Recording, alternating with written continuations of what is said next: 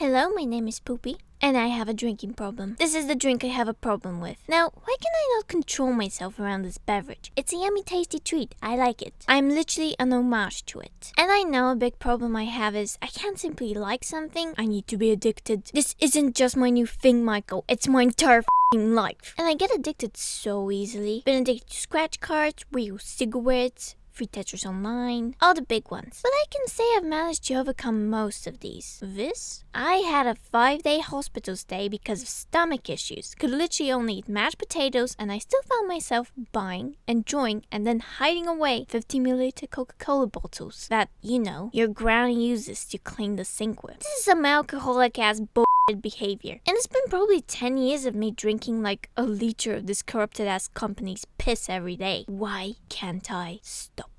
Today we try to find out, is it the recipe, is it the legacy, or is it just me being a sucker? So it all started with the father of Coca-Cola, a morphine-addicted war veteran named John Pemberton, hallowed be his name, who unlike me had managed to fight off his addiction by drinking one of the many snake-hole remedies sold in the early 19th century. I'm a doctor and shut up, I'm a traveling healer. Nothing around here is regulated and this can cure both anxiety and hair loss. Except the tonic that Pemberton swore by was something you'd expect to see in a yacht party's punch bowl, not a pharmacy. I'm talking about Vin Mariani, a very popular health drink at the time. Its main ingredients were red wine, brandy, and cocaine. 6 milligrams of cocaine per ounce to be exact. Yes, health drink. Which was perfectly legal, very medicinal, and absolutely safe. Yes, Pemberton loved his 3 glasses a day so much, and being a chemist decided, I'm gonna rip these guys off. Calling his version of the drink Pemberton's French wine coca, which he marketed towards the upper class and claimed it would cure all nervous disorders and make you kind of horny. But sales were not great. And in 1886, the prohibition hit.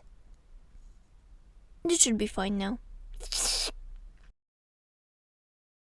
Needs sugar. A lot of sugar. Obviously the name had to change now too. His bookkeeper suggested, well, it doesn't have any wine in it anymore, but what it does have is cocaine and cola nuts. Coca-Cola, how about that? Very catchy. I bet millennials will put it on every single f***ing thing they can think of. Pemberton then died, but not before selling the company to Asa Candler. You see, back then, despite being literal foo-foo juice, Coca-Cola wasn't something incredible that people couldn't get enough of, like with potato chips or even Dr. Pepper when they first came out. The party dust was not removed until 1929, but I was surprised to find out that it is not what got people hooked in the first place. It was what this man did with Coca-Cola. First off, why make money off of poor sick people when you could be making money off of everyone? Coca-Cola didn't do anything in terms of health anyway, so Candler just sold the syrup as a regular refreshing beverage. However, Coca-Cola was at best a knockoff, wineless and cocaineless drink that never had an addictive flavor, but Candler certainly made sure it had an addictive image. The company reinvented the advertisement game, sold celebrity endorsements from actresses, athletes, Santa Claus,